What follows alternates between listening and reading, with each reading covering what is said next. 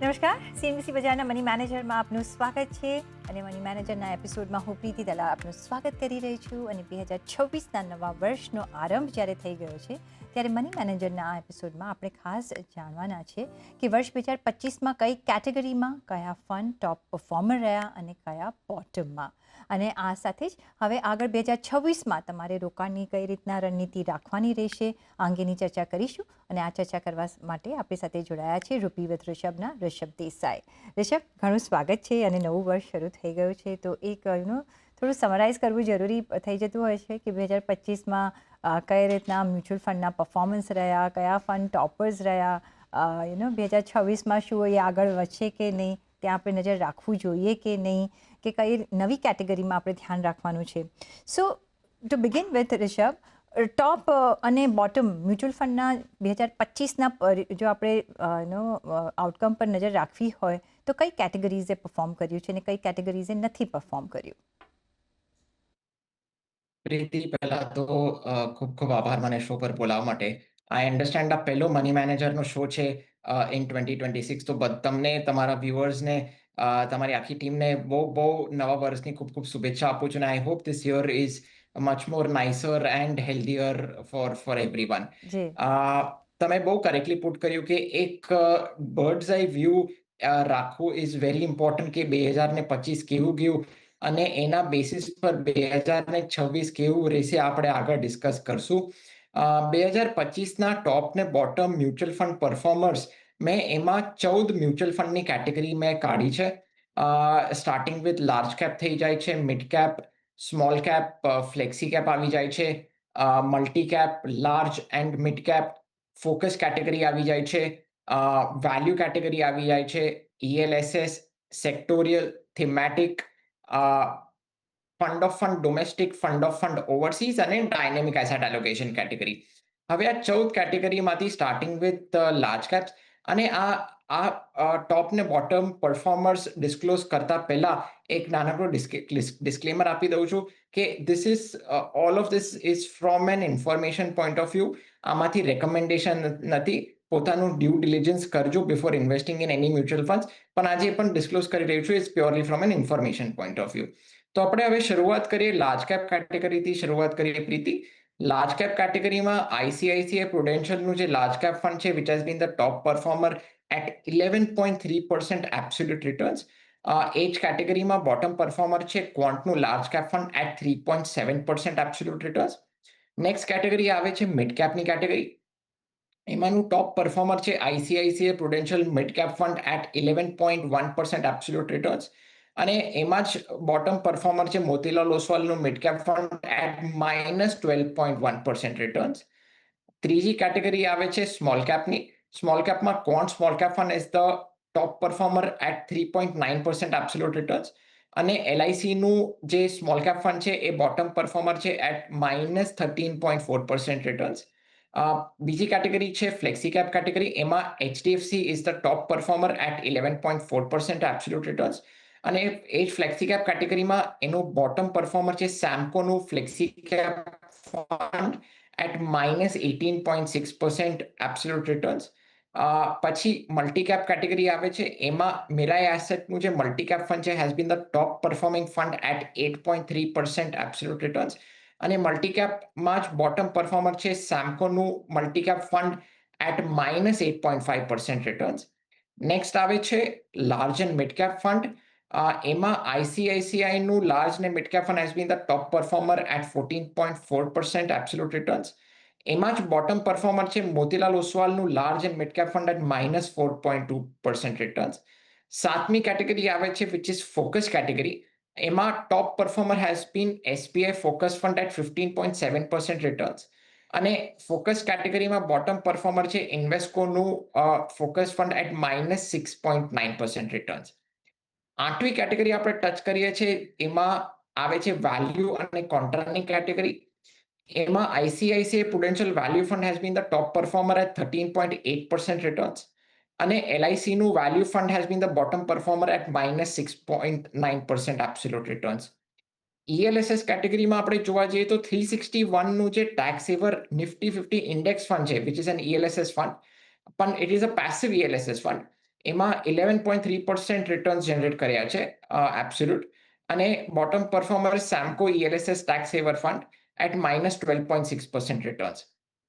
Sectoral category આપણે જોવા જઈએ તો એમાં બેન્કિંગ એન્ડ ફાઇનાન્શિયલ સર્વિસીસનું જે ક્વોન્ટનું ફંડ છે which has given 24.5% absolute returns, ને ક્વોન્ટનું ટેકનોલોજી ફંડ છે Quant tech fund which has given -16.1% absolute returns.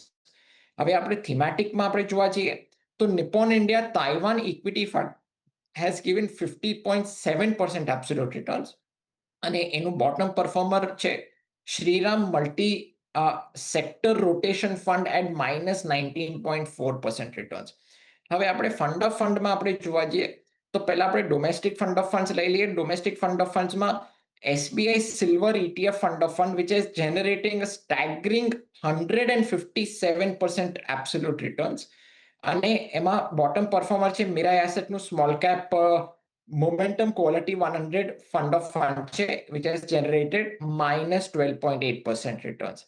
આપણે ઓવરસીઝ ફંડ ઓફ ફંડમાં જોવા જઈએ તો DSP નું world gold mining overseas equity fund has generated a staggering 170% absolute returns, to be very precise 167.1% absolute returns. અને fund of fund ઓવરસીઝમાં જ bottom performer છે PGIM નું global equity opportunities fund at 8% returns. અને last but not the least dynamic asset allocation category જે એક hybrid category છે એમાં top performer has been ICICI Prudential balance advantage fund at 12.2% absolute returns. અને એમાં જ bottom performer has been Motilal Oswal balance advantage fund at -7.2% returns. So basically these have been the top performers and bottom performers of 2025, Preeti. Okay. So of course આપણે જોયું છે કે metal એ ઓવરશેડો કર્યું છે equity માર્કેટને આમ જોવા જઈએ તો, પણ ફંડ વાઇઝ પણ આપણે જોઈએ તો large cap has not perform bad. So જ્યારે આપણે આ EMCsના બધા કેટેગરીઝના પરફોર્મન્સ જોઈ રહ્યા છે Rishabh, what are the main takeaways? કયા ક્લાસીસે કામ કર્યું છે 2025માં, અને એમાંથી કયા તમને લાગે છે કે 2026માં પણ કન્ટિન્યુ કરશે કામ કરવા માટે? પ્રીતિ, આમાંથી કી ટેકઅવેઝ એ છે કે number 1, ICICI Prudential mutual fund has been the top performing AMC. This is number 1. Number 2, કે જે વેલ્યુ અને બ્લેન્ડેડ સ્ટ્રેટેજીના જે મ્યુચ્યુઅલ ફંડ છે, બ્લેન્ડેડ સ્ટ્રેટેજી શું કે બધું મિક્સર આવી જાય, એમાં ગ્રોથે આવી જાય, વેલ્યુ આવી જાય, મોમેન્ટમે આવી જાય અને કોન્ટ્રા આવી જાય. So value and blended strategy mutual funds have outperform. અને ગ્રોથ અને મોમેન્ટમ જે પ્યોર ગ્રોથ અને pure momentum funds have underperformed in 2025.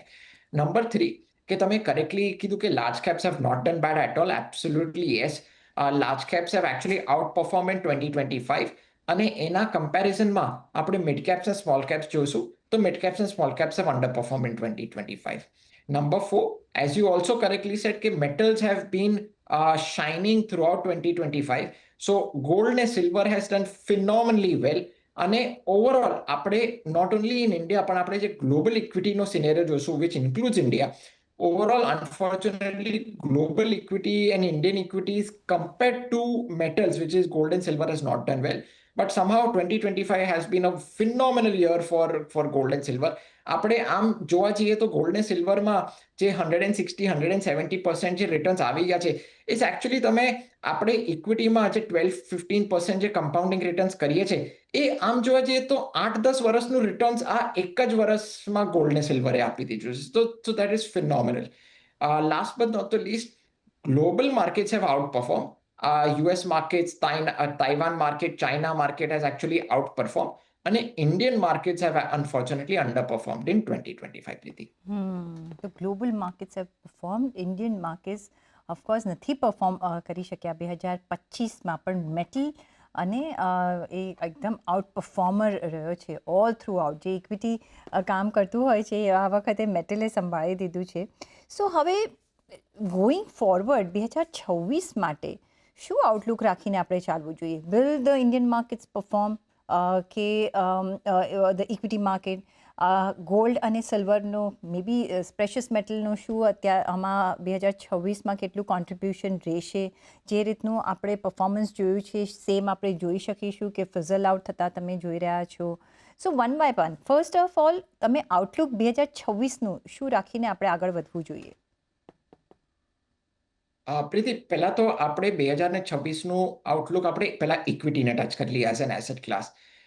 જો 2025, સો આપણે માર્કેટમાં Indian markets have actually started to under perform from end of 2024. આપણે September, October, નવેમ્બરથી of 2024 Indian equity markets have started to underperform.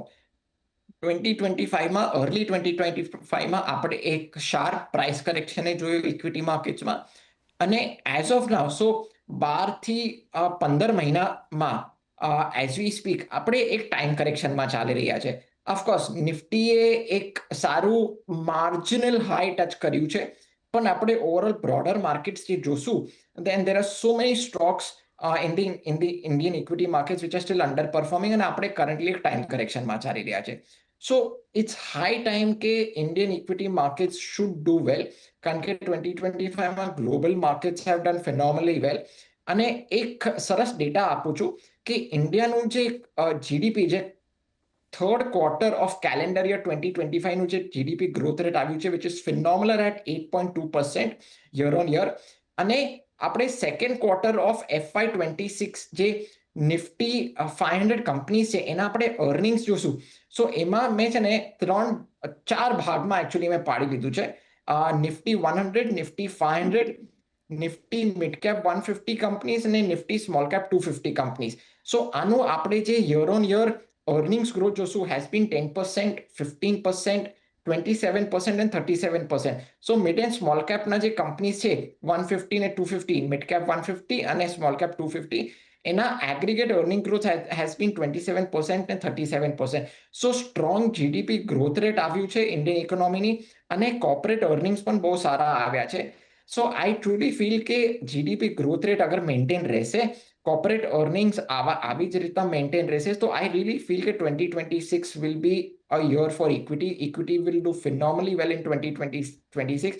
And I feel that India has a very high potential to outperform the global markets in 2026. But provided liquidity સાથ આપે અને earnings growth સાથ આપે તો. છે તો earning growth આપણે જોઈએ કે ક્વાર્ટર 3ના નંબર્સ હવે આપણે થોડા વખતમાં જોઈશું, તો એક આપણને આઈડિયા મળશે કે કઈ રીતના ઇન્ડસ્ટ્રી પરફોર્મ કરી રહી છે, ડિફરન્ટ ઇન્ડસ્ટ્રીઝ.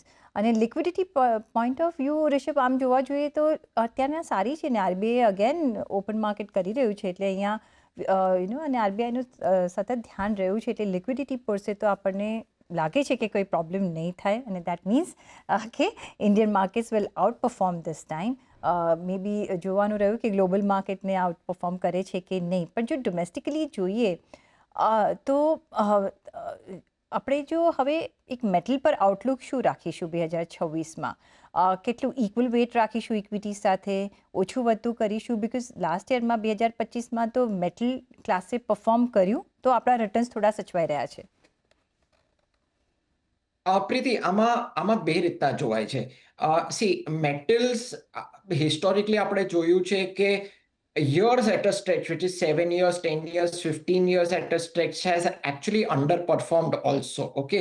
આ 2-3 વર્ષ એવા આવી ગયા છે due to a lot of geopolitical tensions, અને પ્લસ એક ઇક્વિટી માર્કેટ્સમાં પણ, આપણે યુએસ માર્કેટ્સમાં પણ એક કરેક્શન જોયું, ને ઇન્ડિયન માર્કેટ્સમાં પણ એક કરેક્શન જોયું. So mainly due to a lot of geopolitical tensions આપણે જોયું છે કે metals have suddenly done well in the past year, 2 years or so. So my stance is this કે જો I don't see that કે metals main, so I feel that metals માં થોડું caution રાખવું જોઈએ at this point of time, કારણ કે metals have shot up too much. I at least at this point of time I don't see કે metalની જે rally જે છે, કે metalના જે ભાવ છે, I don't see it fizzling away at this point of time, કારણ કે હમણાં આપણે વેન્યુઝુએલામાં બહુ જીઓપોલિટિકલ ટેન્શન્સ જોયા that US invaded Venezuela in some way, right? So geopolitical tensions are here to stay for some time. So due to આ જેટલા પણ જે geopolitical tensions જે prevail થઈ રહ્યા છે અને આગળ થશે, અને પ્લસ અગર central bankers globally if they continue to buy gold and silver, આપણે પહેલા જોયું હતું કે central bankers only purchase gold, but at this point of time central bankers are also purchasing silver also. So but I feel કે from a returns point of view થોડું caution maintain કરો. I wouldn't put my money in gold and silver at this point of time, Preeti. Okay, સો તમે new money અહીંયા નહીં મૂકો, પણ જેટલું તમારા પોર્ટફોલિયોમાં છે એને તમે કઈ રીતના ટ્રીટ કરશો? એટલીસ્ટ 50 to 60% પ્રોફિટ બુક કરી નાખો. That is what my okay, recommendation. Okay, તો મે બી 50 to 60% જેટલું તમારા પોર્ટફોલિયોમાં છે એટલું તમે પ્રોફિટ બુક કરો. નવું તો હમણાં ઇન્વેસ્ટમેન્ટ નહીં જ કરીએ. અને અગેન પોર્ટફોલિયોમાં આપણે કેટલું હવે રેશિયોમાં રાખીશું? પહેલાં આપણે 10% કહેતા હતા, પછી આપણે કહ્યું કે નહીં હવે થોડું વધારો.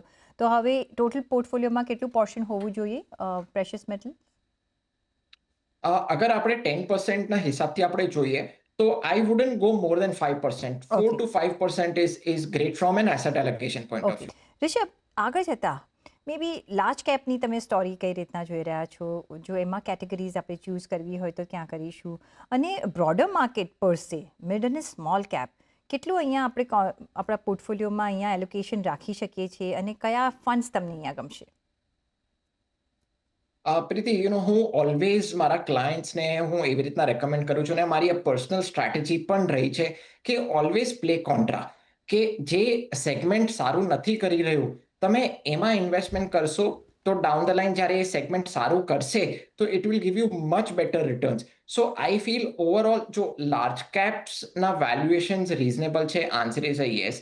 મિડ ને small caps are little expensive compared to large cap, પણ ઓવરઓલ આપણે જોઈશું તો જે આપણે પીક જોયો તો 2024 થી એના કમ્પેરિઝનમાં તો ઘણા વેલ્યુએશન્સ કરેક્ટ થઈ ચૂક્યા છે mid and small કેપ્સના.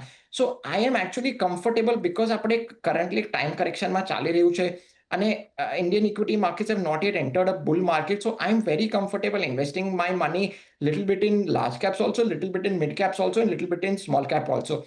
So diversified approach is something what I would recommend clients અને તમારા viewers ને out there. So અગર તમે ઇન્વેસ્ટમેન્ટ કરી રહ્યા છો તો પ્રોબેબલી તમે મલ્ટી કેપ કે લાર્જ એન્ડ મિડ કેપ કે ફ્લેક્સી કેપ, કે અગર તમે pure large cap mid cap ને સ્મોલ કેપમાં પણ અગર એક્સપોઝર લઈ રહ્યા છો ઇન્ડિવિજ્યુઅલી, તો આઈ વુડ સજેસ્ટ કે તમે ઇક્વલી એલોકેટ કરો બેઝડ ઓન તમારો શું રિસ્ક એપેટાઇટ છે ને ટાઈમ હોરાઇઝન શું છે. કારણ કે mid and small cap is not meant for the weak hearted. Mid and small caps can see heavy volatility and cyclicality also. So થોડું એક પ્રિપેર્ડ રહેવું જોઈએ, પણ I would go for diversified approach in large, mid and small cap at this point of time. એ તો diversified approach આપણે રાખીશું large, mid અને small કેપમાં. પણ જો આપણે એક રીચેક કરવું હોય આપણો મ્યુચ્યુઅલ ફંડનો પોર્ટફોલિયો, વધારે તમે કોન્સન્ટ્રેશન શું લાર્જ કેપમાં રાખશો? અને ઇફ યસ, કઈ રીતના કયા રેશિયોમાં તમે અત્યારના નિવેશ કરશો? અને ત્યાં large cap, pure large cap તમે લેશો, ઇન્ડેક્સ ફંડ્સ લેશો, ફ્લેક્સી કેપમાં હજી પણ તમે નજર રાખશો? કઈ રીતના કામકાજ કરવાનું આપણે? પ્રીતિ, આ બહુ જ સરસ ક્વેશ્ચન તમે પૂછ્યો છે. This is what I would do. Anywhere between 25 to 50% exposure large કેપમાં હોવું જોઈએ, અને રેસ્ટ તમે મિડ ને સ્મોલ કેપમાં ડિવાઈડ કરી શકો. જો તમે એકદમ અગ્રેસિવ ઇન્વેસ્ટર હો, રાઈટ, તો તમે 25% કે 30% તમે લાર્જ કેપમાં નાખો ને પછી બીજું બધું તમે મિડ ને સ્મોલ કેપમાં ઇક્વલી તમે ડિવાઈડ કરી નાખો. બટ તમે એક બેલેન્સ ઇન્વેસ્ટર છો, right, which I would recommend કે થોડું એક balance approach at this point of time હોવું જોઈએ. સો આઈ ફીલ કે 50% લાર્જ કેપમાં હોવું જોઈએ, 25% મિડ કેપમાં હોવું જોઈએ, અને 25% સ્મોલ કેપમાં હોવું જોઈએ. This is number 1. નંબર 2, કે કયા ફંડ્સ તમે જે કીધું હતું કે જો અગર હું લાર્જ કેપ હું ચૂઝ કરું છું તો I would go for large cap index fund હું ચૂઝ કરું, યા ફિર હું ફ્લેક્સી કેપ ફંડ ચૂઝ કરું which is tilted towards large cap. કારણ કે આજે ઘણા બધા ફ્લેક્સી કેપ ફંડ્સ એવા છે કે 70-80% એક્સપોઝર લાર્જ કેપમાં લઈ રહ્યા છે. So either flexi cap funds or large cap index fund is something what I would choose. અને અગર હું પ્યોર મિડ કેપ અને સ્મોલ કેપમાં મને વેન્ચર કરવું છે તો હું પ્યોર મિડ કેપ ફંડ હું અલગથી લઈશ અને પ્યોર સ્મોલ કેપ ફંડ અલગથી લઈશ, પ્રીતિ. ઓફકોર્સ લાર્જ કેપમાં 25% to 50%નું આપણે એલોકેશન રાખીશું, બીજા 25% તમે મિડ અને સ્મોલ કેપમાં રાખી શકો છો. પણ જ્યારે લાર્જ કેપની આપણે વાત કરીએ છીએ ત્યારે મે બી એક ફ્લેક્સી કેપ ફંડમાં તમે આપણે નજર રાખી શકીએ છીએ કે લાર્જ કેપ ઇન્ડેક્સ ફંડમાં આપણે ધ્યાન રાખીશું, જ્યારે બ્રોડર માર્કેટમાં જેવી રીતે કે મિડ અને સ્મોલ કેપમાં આપણે પ્યોર મિડ કેપ ફંડ લઈશું અને સ્મોલ કેપ ફંડ લઈશું. તો આવી રીતે એક આપણે એક પોર્ટફોલિયો બનાવી શકીએ છીએ. પણ ગ્લોબલ માર્કેટ પર સે હવે વાયબલ છે આ વર્ષે થોડું એક્સપોઝર આપવું કે આપણે ડોમેસ્ટિક માર્કેટ ફંડ્સ જ ચૂઝ કરીશું? એકચ્યુઅલી હમણાં બહુ બધા ક્લાયન્ટ્સ અને ઇન્વેસ્ટર્સ ગ્લોબલ માર્કેટ્સમાં ભાગી રહ્યા છે to invest, because they are looking at such returns. 50, 60, 70% એવા રિટર્ન્સ આપી ચૂક્યા છે ગ્લોબલ માર્કેટ્સે કે it is very mouth watering. So my answer is an absolutely no. At this point of time તમે યુએસ માર્કેટ્સ કહો કે તાઇવાન માર્કેટ કહો કે ચાઇના માર્કેટ કહો, તમે ક્યાંય ઇન્વેસ્ટ નહીં કરતા, કારણ કે ઓલરેડી ભાવ ઘણા બધા માર્કેટ્સના ઉચકાઈ ગયા છે, સ્પેશિયલી યુએસ ઇકોનોમી અને યુએસ માર્કેટ્સના તો ભાવ અને plus valuations are also quite expensive in the US economy. So અગર કોઈને ગ્લોબલ એક્સપોઝર લેવું હોય at this point of time my answer is a no. થોડું તમે પેશન્સ રાખો, જ્યારે યુએસ માર્કેટ્સ પ્રોપરલી કરેક્ટ થાય from a price point of view અને વેલ્યુએશન પોઈન્ટ ઓફ વ્યૂ, ત્યારે જ તમે યુએસ ઇકોનોમીમાં ઇન્વેસ્ટ કરજો. અને પ્લસ અનફોર્ચ્યુનેટલી આજે એવું પણ છે કે RBI has restricted additional lump sum money in US economy and ઘણા બધા global economies through the mutual fund route, કારણ કે મ્યુચ્યુઅલ ફંડ નો એક અપર લિમિટ એક છે. પણ although I am sure there must be some mutual funds કે allow કરે છે at this point of time, but I feel કે at this point of time Indian markets are very lucrative from a price and valuation point of view. અને આઈ feel કે હમણાં investors ને ક્લાયન્ટ્સે Indian માર્કેટમાં concentrate કરવું જોઈએ, ના કે યુએસ ઓર એની અધર ગ્લોબલ માર્કેટ્સ. તો અત્યારના ઇન્ડિયન માર્કેટ તરફ જ આપણે નજર રાખીશું, કારણ કે અહીંયાથી આપણને વધારે અપ્રિસિએશન મળી આવશે. બીજું એક જે છે સેક્ટોરિયલ ફંડ્સ, આપણે જે જોયું છે કે લાસ્ટ યરમાં જે સેક્ટોરિયલ ફંડે પણ એક સારું એવું પરફોર્મન્સ આપ્યું છે, ત્યાં નજર રાખીશું લાઈક બીએફએસઆઈ, કારણ કે આ સેગમેન્ટ ખાસો એવો બાઝિંગ છે. હમણાં નિફ્ટી બેંક પણ ઓલ ટાઈમ હાઈ પર ટ્રેડ કરી રહ્યું છે. કે જો કોન્ટ્રાબેટ તરીકે જોવું હોય તો આઈટી એઝ અ એરિયા તમને ગમે એવા કોઈ ફંડ ચૂઝ કરીશું કે નહીં, અહીંયાથી દૂર રહીશું? પ્રીતિ, પહેલા તો હું સેક્ટોરિયલ ફંડ્સ રેકમેન્ડ નથી કરતો, ધીસ ઇઝ નંબર 1. પણ હવે જેને કરવું જ હોય, સેક્ટોરિયલ બેટ્સ લેવા જ હોય, તો આઈ ફીલ કે જો જેને બેન્કિંગ ને ફાઇનાન્શિયલ સર્વિસીસ સેક્ટરમાં ઇન્વેસ્ટમેન્ટ કરવું હોય તો તમે normal flexi cap mutual fund લઈ લો યા ફિર મલ્ટી કેપ મ્યુચ્યુઅલ ફંડ લઈ લો, કારણ કે many mutual funds are heavy on banking and financial services sector. This is number 1. હવે at this point of time અગર સેક્ટોરિયલ બેટ લેવું હોય તો I feel that IT sector has very good upside potential, કારણ કે IT as a sector, Indian IT sector has corrected quite a lot.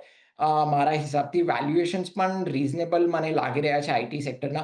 સો જેને sectoral bet લેવું હોય તો I think IT as a sector જોઈ શકે છે. પણ overall I really don't recommend sectoral bets, કારણ કે એક તો એન્ટ્રીનું પણ ધ્યાન રાખવું પડે ને એક્ઝિટનું પણ ધ્યાન રાખવું પડે, અને પ્લસ આમાં સિક્લિકાલિટી પણ હોય છે ને વોલેટિલિટીનો પણ રિસ્ક આવી જતું હોય છે.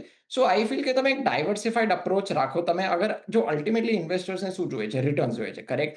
સો તમે ડાયવર્સિફાઈડ અપ્રોચમાં પણ આ ટાઈમે અગર ઇન્વેસ્ટમેન્ટ કરશો તો જ્યારે ઇન્ડિયન ઇક્વિટી માર્કેટ્સમાં બુલ રન આવશે તો સારા પૈસા બનશે જ. પણ જસ્ટ ઇન કેસ કોઈને સેક્ટોરિયલ બેટ લેવું હોય તો IT is a sector what I would look at.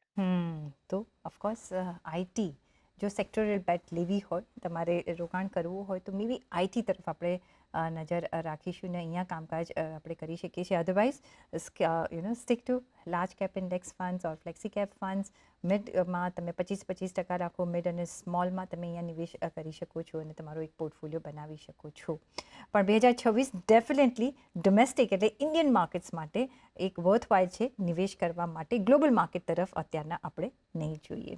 પણ ઓન દેટ નોટ રિષભ, ઘણો આભાર તમારો અમારી સાથે આજે જોડાવા બદલ અને એક રીકેપ કરવા બદલ, 2025ની અને 2026ની એક રણનીતિ આપવા બદલ ઘણો આભાર. And all the very best for the new year too. અને એ સાથે જ અમારી પણ આપશો રજા, પણ જોડાયેલા રહેજો CNBC બજાર સાથે. ફર્ધર અપડેટ્સ ચાલુ જ રહેશે. નમસ્કાર.